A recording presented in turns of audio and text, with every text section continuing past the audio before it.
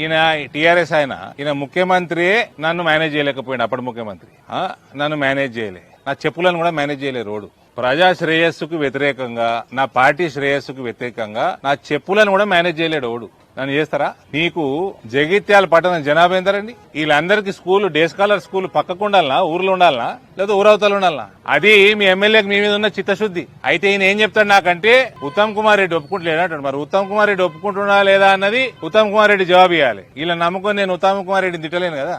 నువ్వు టీఆర్ఎస్ లా గెలిచినవు, కాంగ్రెస్ కండవ కప్పుకున్నావు, నువ్వు పోయి ఉత్తమ్ కుమార్ రెడ్డిని పోయి ఒప్పించుకొని తెచ్చుకో. ఈయన ఇంట్రెస్ట్ వల్ల ఆయన ఊర్లో ఆయన పొలాల పక్కకి స్కూల్ వస్తే అంటే వీళ్ళకి రాజకీయం వ్యాపారం అయిపోయింది. గది ఫరకు అరవింద్ ధర్మపురికి వేరేళ్ళకి. జగిత్యాల ప్రజలు చాలా వినాలి జాగ్రత్తగా. మేమేమో కింద మీద పడి ఇంత పెద్ద పెద్ద స్కూల్ జిల్లాకు తీసుకొస్తే ఈ చిల్లర కథలు చేసుడు. ఇవాళ ఇష్యూ చేస్తా అని చెప్పి ఓ బ్యాచ్ ని పంపిండు. ఆ బ్యాచ్ నా డ్రైవర్ కూడా భయపడాడు.